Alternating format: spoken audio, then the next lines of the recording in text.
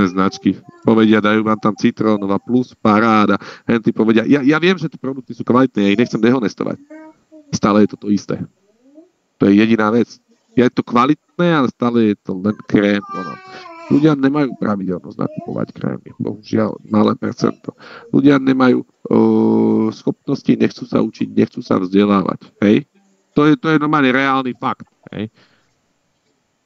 Ale sú ochotní investovať peniaze do aplikácie, ktorá im bude robiť peniaze zdarma, pretože peniaze robia ďalšie peniaze. Hej?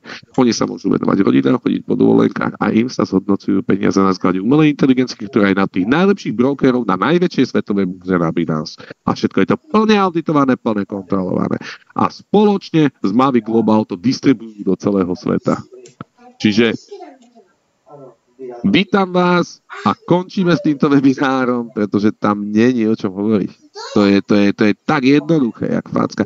To je tak chránené, to je tak bezpečné a všetky tie veci a informácie si môžete overiť. Človek, ktorý vás sem pozval, vám o tom povie viac. Môžete s ním preberať, môžete si ukázať konta, hej.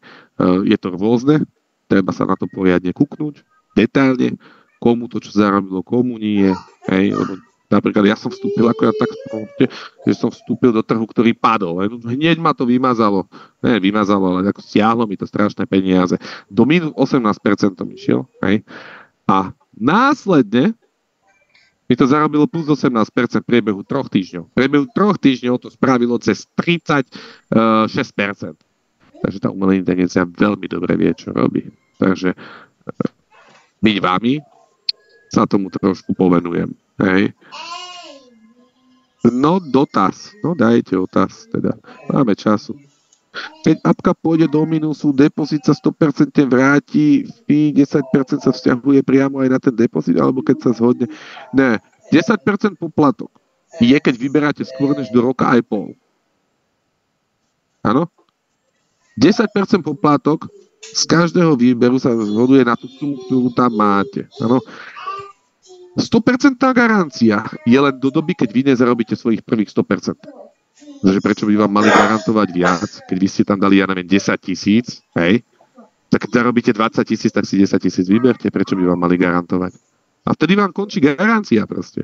Pri každom výbere vám končí garancia a pri hodnote 100% vášho vkladu vám končí garancia.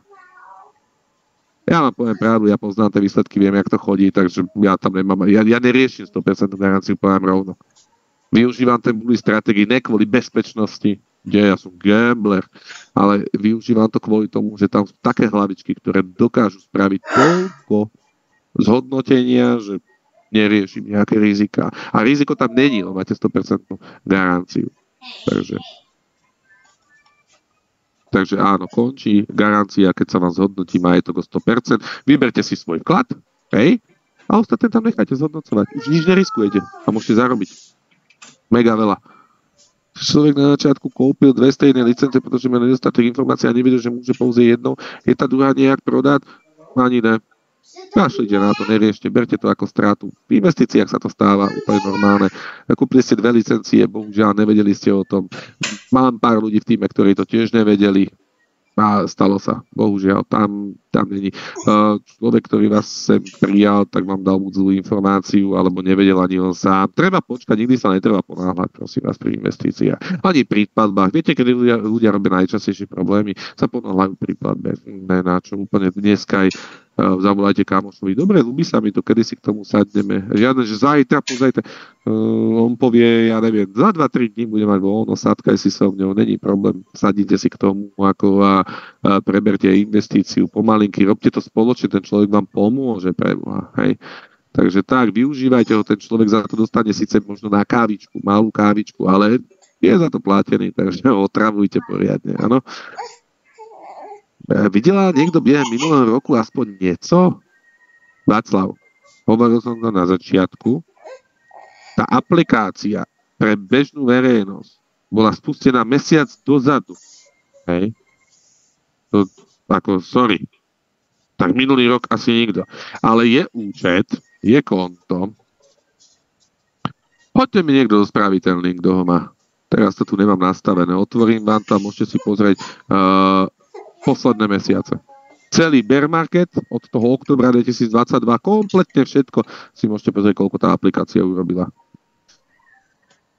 Není problém. Takže, či niekto vydelal, bolo to konto o hodnote 10 miliónov dolárov a spravili niečo cez 40 miliónov dolárov.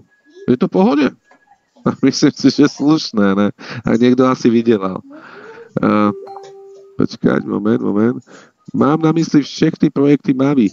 Ja vám rovno poviem, všetky projekty Mavi sú na dlhodobo. Aj tento FINAP, keď chcete zarobiť na dlhodobo. Akurát FINAP, že obchoduje každý jeden deň, tak vám vie dávať výsledky krátkodobejšieho charakteru. Áno.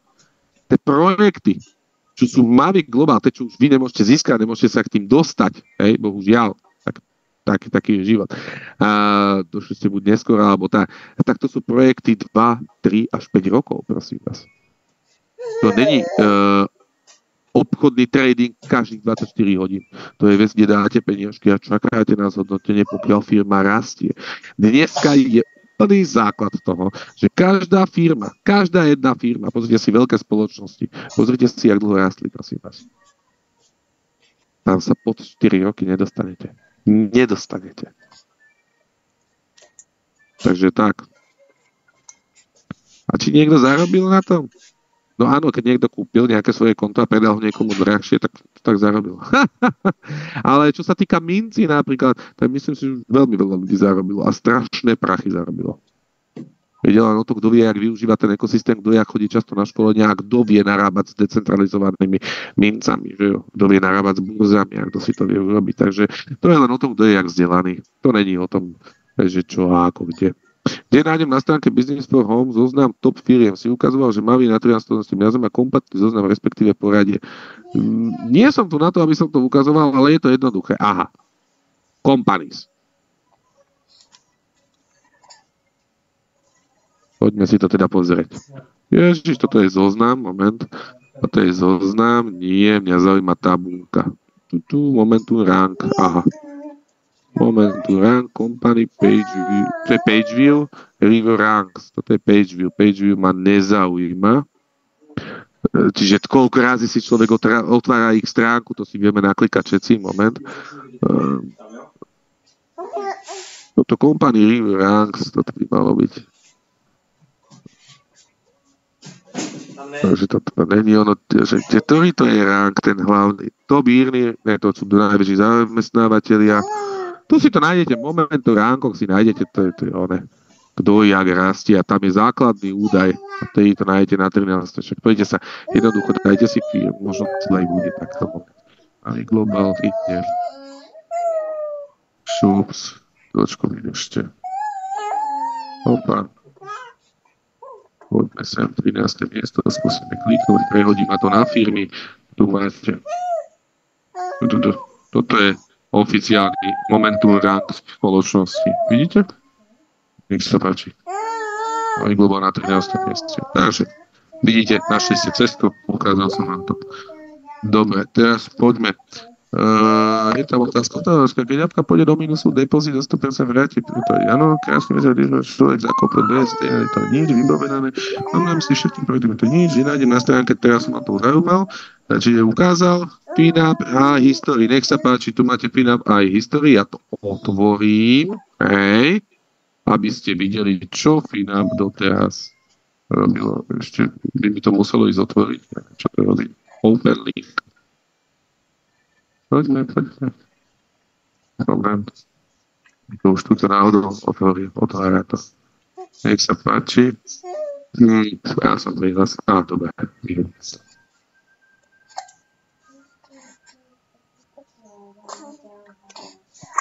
Ak vám zisk nepokrie ani licenciu, no tak poviem vám to rovno. Ak si kúpite licenciu za $100 a investujete tam $10 a za rok vám to nespraví z toho $100, tak áno, nepokrie vám tú licenciu. Ale počíta sa s tým, že keď si niekto kúpi $100 licenciu, maximálne tam $500, hej? No tak $500, keď vám to spraví len to, čo robilo doteraz, tak či tak vám to pokrie tú licenciu na $100. Čiže keď si kúpim $2500 licenciu, hej, a mám tam možno $5,000 a viac, tak mi to vždy pokrie tú licenciu. Hej, keď počítam s tým zatiaľ, čo sa do minulosti s tým obchodovaním